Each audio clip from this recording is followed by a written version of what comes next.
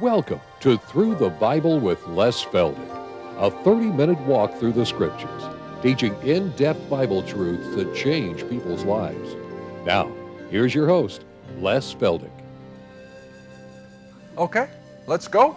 All right, we'll take off. Sometimes I can't tell until the red light comes on, but it looks like it is. All right, for those of you out in television, that's all part of being in the studio. We just roll with the punches. Sometimes it doesn't always go exactly right. But if you've joined us, we're an informal Bible study, and I stress the informal. See, that's why things don't bother me. And again, we'd like to thank every one of you for your prayers, your financial help, and your mail, your letter. We love mail time, don't we, honey? It's getting longer and longer part of the day, but it's worth it. And we appreciate so much your comments. Okay, for those of you here in the studio audience, again, we like to always thank you folks for putting forth the effort, coming in. And we just have a good afternoon, don't we? It's pretty good. Okay, now let's go back to where we left off. Oh, I'm in book 61. I made it. We're in book 61. So if you're interested in any part of these programs, either the video, the book, or whatever, just call and ask the girls for book or video number 61. Okay, back where we left off in Isaiah 54, we stopped with verse 7. Jerry's got 8 on the board, but let's go up to verse 7 for just a second. For a small moment, God says, for just a little bit of time. But like I pointed out at the end of the last program, how long has it been? About 3,000 years that Israel has been going through tough times. And, they'd have certain periods of relative quiet, but most of the time the nation has been under turmoil, under the hatred of all the other nations of the world, and still waiting for the day when they will finally have their Messiah. See, now that's why every Jew of any spiritual worth at all, their favorite saying is what? Next year, Jerusalem. And I always get a thrill out of the picture when they first captured the Temple Mount in the Six-Day War, and how those Israeli young soldiers, you could just tell they were kids, 18, 20-year-olds, and they were just celebrating that they had finally gotten the Temple Mount. And known only to God why the Israeli general at that time, Dayan, gave it back to the Muslims. He could have just kept it for Israel, but I guess he thought he was trying to maintain good relations, whatever, but he gave it back to the control of the Muslims, and so it's been ever since. But nevertheless, they have always had a heart cry for a return to the city of Jerusalem. All right, but the day will come. It's still out in the future, but it will come. All right, so verse 7 again, for a small moment I have forsaken thee, but with great mercy I will gather thee. And so this is the hope of Israel. One day they are still going to have all these Old Testament promises fulfilled, and Christ himself will be their king. Now let's go on into verse 8.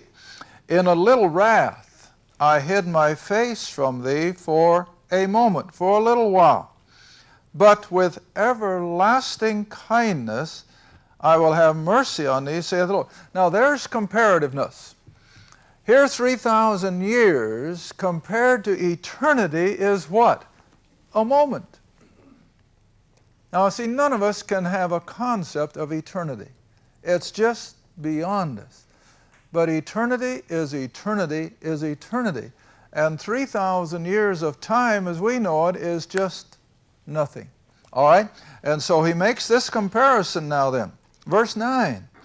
For this is as the waters of Noah, the Noahic flood. For as I have sworn that the waters of Noah should no more go over the earth, so I have sworn that I would not be angry with thee nor rebuke thee. Now what's the comparison again? As soon as the floodwaters left and the rainbow appeared, what did God tell Noah? That's my covenant promise, the bow in the sky, that I will never again destroy planet Earth with water. And that's what we're to be reminded of whenever you see the rainbow, that's God's covenant promise with mankind, that he will never again destroy the earth with water. All right, has he? No. And will he? No. But what's the reason for it here? to make the comparison, neither will he ever give up on Israel. They may rebel, they may be wicked, they may be sinful, they may be guilty of unbelief, but God will not give up on his chosen people. All right, let's go back again and look at some scripture verses. Let's go back to 2 Samuel chapter 7. Because this is one of the first promises that this is exactly the way it's going to be. That Israel will be rebellious, they'll be sinful and wicked, but God will never withdraw his mercy from the nation. All right, 2 Samuel chapter 7, and he's being spoken by God through the prophet Nathan to David. Verse 14, honey. 2 Samuel chapter 7, verse 14. Now here's the promise that God makes to David concerning the nation. Not just Solomon by himself, but the whole nation. 2 Samuel 7, verse 14. God says, I will be his father, and he shall be my son. Now he's speaking here of the nation of Israel. If he commit iniquity, and we know they have and they will, if he commit iniquity, I will chasten him with the rod of men. And what do you mean there? Invading armies. The enemies that would overrun them over and over and over again. See? And with the stripes of the children of men, he would punish them. But now verse 15. What's the first word? But the flip side. My mercy shall not depart away from him. In other words, God will never give up on the nation of Israel. All right, now let's just jump up to Jeremiah a moment. And again, as I mentioned in our last program, there may be those who think God is all through with the Jew. They may think that everything ended in 70 AD. But I got a question for them. Then what are you going to do with these verses? This is the Word of God. You can't just throw it out and say, well, God has forgotten about it. No, he hasn't. Jeremiah 31, and drop down to verse 35. Now this is the promise of God concerning his earthly people. Jeremiah chapter 31, and we'll drop in at verse 35.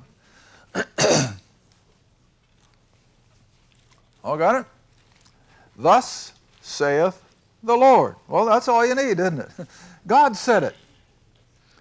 The Lord who giveth the sun for a light by day, and the ordinances of the moon and the stars for a light by night, which divide the sea when the waves thereof roar, and I think that has a reference to the tide.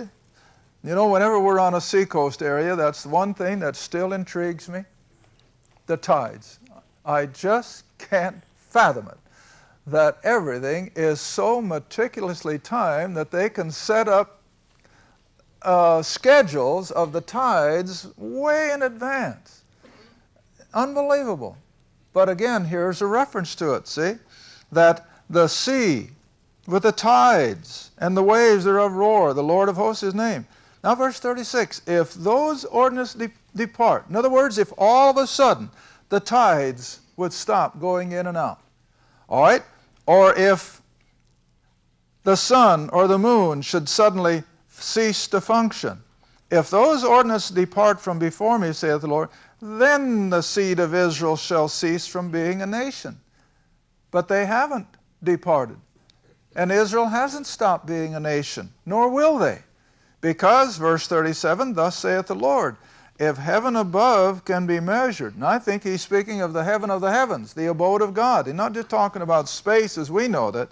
He's talking about the abode of God himself. If that can be measured, if man can figure out where it's at and find out the distance and everything, but it'll never happen. All right, if that can be measured and the foundations of the earth searched out beneath, then God says, I will cast off the seed of Israel for all that they have done.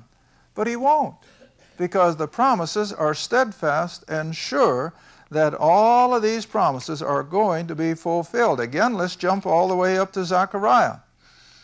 Zechariah, one of the great prophecy books in the Old Testament other than Isaiah. Zechariah chapter 14.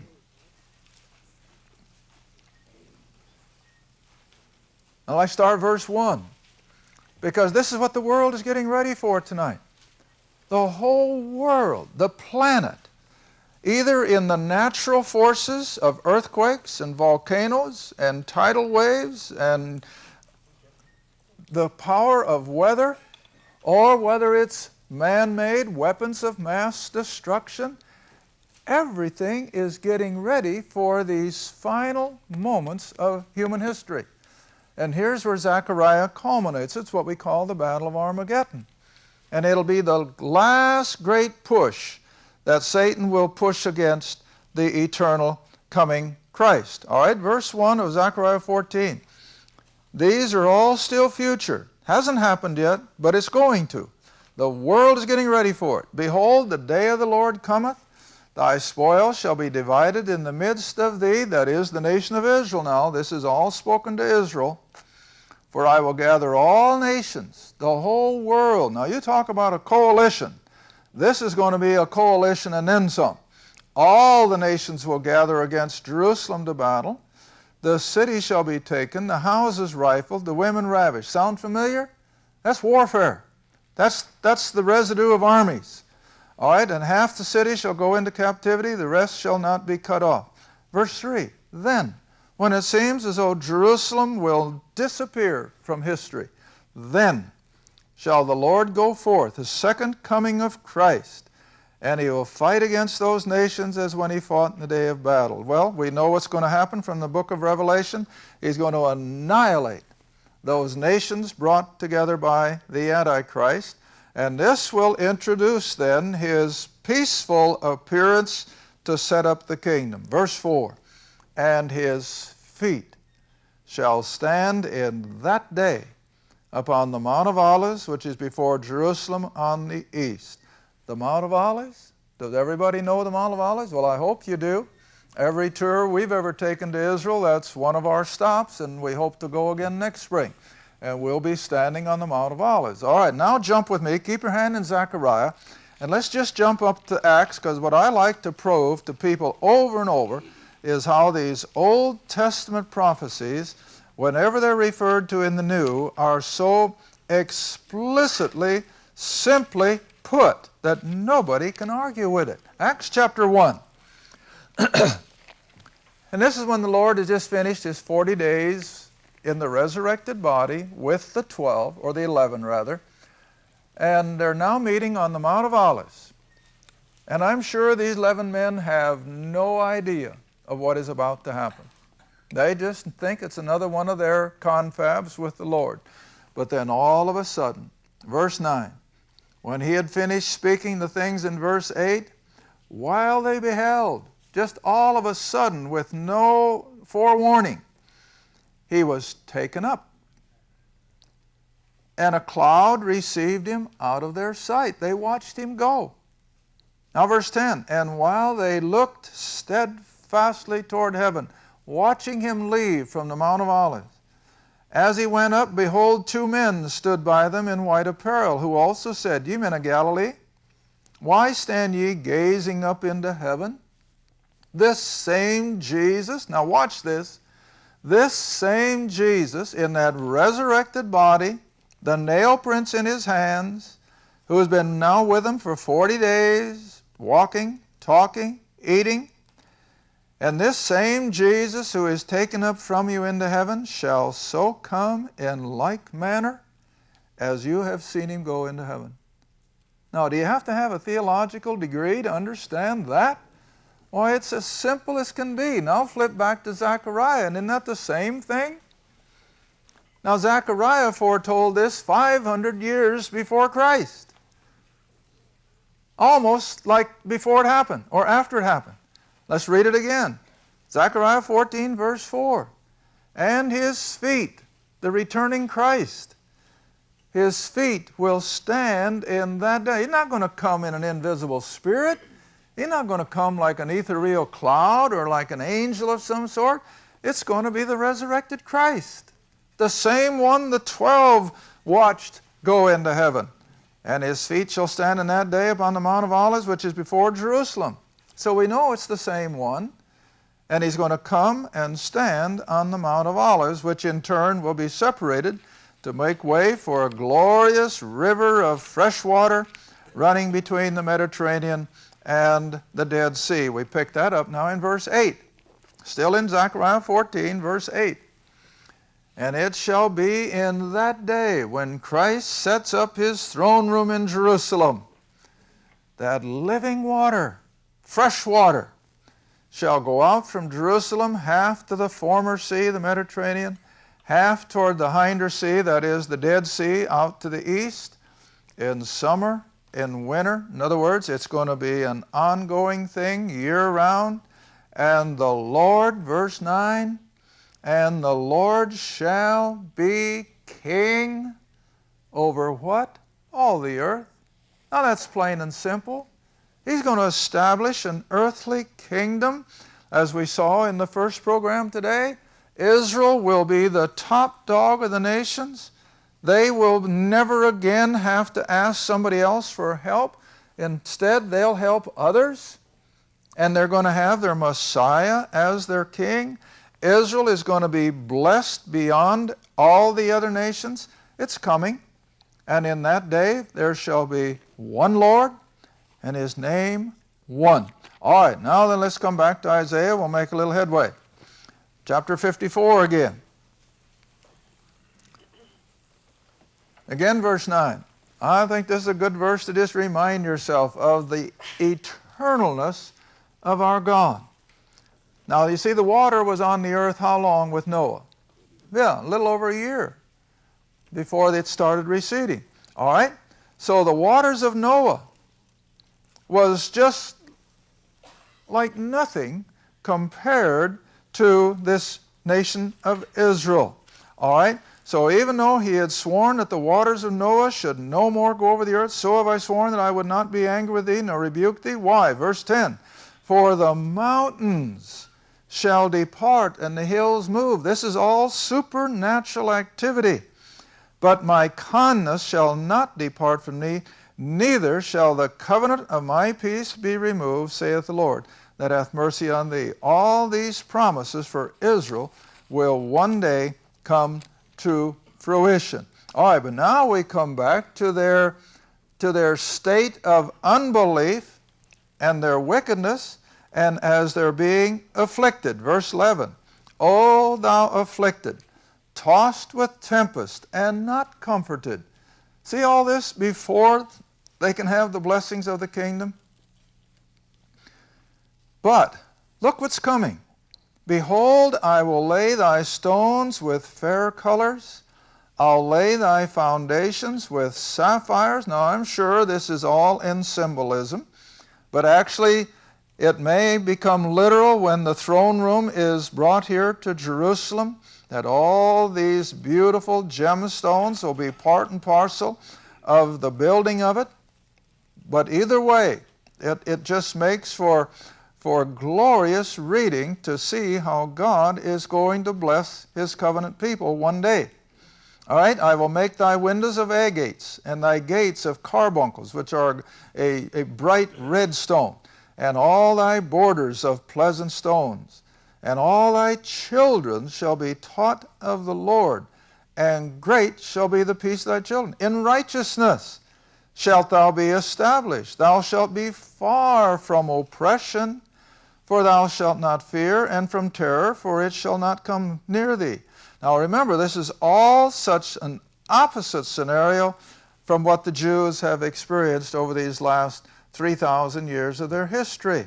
Verse 15, Behold, they shall surely gather together, but not by me. Whosoever shall gather together against thee shall fall for thy sake. Now, whenever the nations of the world turn on Israel, you can just bet whatever you want to bet that the adversaries of Israel are going to be the losers, because God is not going to let anyone touch Israel without his design.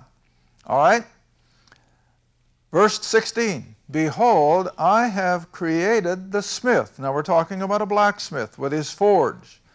I have created the blacksmith who blows the coals in the fire. That's the forge, to heat the metal. I am the one that bringeth forth an instrument for his work, whatever the blacksmith is making. Now, in antiquity, there would usually be swords and spears. All right, so if that is what he's talking about, then he says he has also created the waster, or the military person that will use these weapons. And he's going to have the waster to destroy. But, now verse 17, no weapon that is formed against thee, Israel, shall prosper. Every tongue that shall rise against thee in judgment, thou shalt condemn. You see, this is why I have begged anyone I've taught for the last 30 years. You pray every day for God's people Israel, and He'll bless you for it. Write your congressman, call them. Don't ever turn against the nation of Israel. They are God's promises. And the promises are that if we turn against them, we're going to fall. And I'm sure that in spite of our wickedness, this is why God has blessed America. And so never forget these promises, that God will bless them that bless Israel. He will curse them who curse Israel. All right? Now then, this is the heritage, verse 17, of the servants of the Lord, and their righteousness of me, saith the Lord. In other words, He is in control of everything. All right, now we're going to go right into chapter 55, and all of a sudden, just like Paul does up in the New Testament, here the prophet shifts gears.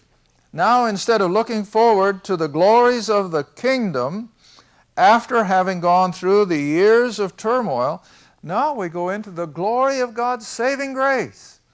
This is a salvation chapter again. Ho, everyone that thirsteth, come ye to the waters. Now stop and think a minute. What does that remind you of? What did the Lord tell in His own earthly ministry of Himself? Come and drink of me, and you'll never thirst again. Well, He is the living water. You go back into Numbers, when Israel was thirsty and their herds were bellowing with thirst. What did He tell Moses to do? Strike the rock. And out of that rock came rivers of water to water the millions of Israelites plus all their livestock. Well, who was the rock? Christ. He's the rock of Scripture. And so out of Him came living water. And here we have it again. Israel is invited to come and drink of the waters of salvation that God will freely give. Because, look at the rest of the verse, these waters are for that person who has no money. Come, buy and eat, yea, come buy wine and milk without money and without price. Why? Because God's salvation is free. And it's the same way today. You can't work for it. I just spent minutes again the other night with someone, brainwashed, that they think they have to work. I said, can't you trust the cross? Yeah, but they got to work for it. It's just unbelievable. Because you see, as soon as you have to work for salvation, what human being can know if they've done enough? Well, you can't. So consequently, whenever you ask someone who is basing their going to heaven on their works, you ask them, are you sure you're going to go to heaven when you die? And what's their invariable answer? I hope so. I hope I've done enough. But they can never know. But see, you and I don't have to hope so. We know so. Not because we're so good, not because we've done so much, but because we've done nothing. And God has done it all. And that's all God wants is faith. Believe it. But man says, but I got to do something. And see, here this verse makes it so plain that even in the Old Testament economy, salvation was free. It didn't cost. All right, we got a couple minutes left. Let's go on into verse 22. Why do you spend money for that which is not bread? It's of no use. And your labor for that which satisfieth not? Now, what's he referring to? Materialism. Look at the world around us. We are saturated with materialism. And it's all our younger generation can think about. A bigger house, a better car, more activity for their kids. Well, that's all well and good as far as it goes. But listen, beloved, that in itself never satisfies. It's worthless. Now, after we've gained salvation and we have all these precious spiritual promises, yes, God doesn't tell us that we have to live like hermits. God doesn't tell us to move into what's the word I'm looking for? Where'd the monks stay? Boy, I'm getting old, aren't I? We don't have to move into some monastery. That's the word I'm looking for. We don't have to go into a monastery and be isolated. No. But we do have to have our priorities straight, realizing that salvation costs nothing and that it's free, and that once we have it, then we can go and certainly enjoy the things that God has blessed us with. All right, a couple minutes, let's move on. Your labor for that which satisfieth not, hearken diligently unto me. Now in verse 2, eat you that which is good, and let your soul delight itself in fatness, that is in spiritual blessings, see? Now verse 3, incline your ear. Listen to what God has got to say. Incline your ear and come unto me. Hear, and your soul shall live. And I will make an everlasting covenant with you, even the sure mercies of David. Now never forget, he's talking here to Jews. Now we can certainly take application, but the actual text is for the nation of Israel. All right, now verse 4, behold, I have given him, David, a man after God's own heart. I have given him for a witness to the people, a leader and a commander to the people.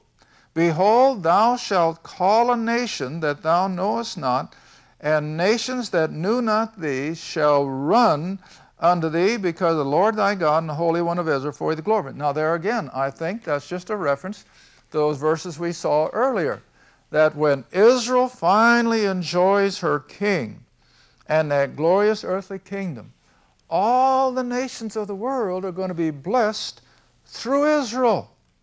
It's going to be Israel's king that's ruling. And so Israel is again the hub of the wheel.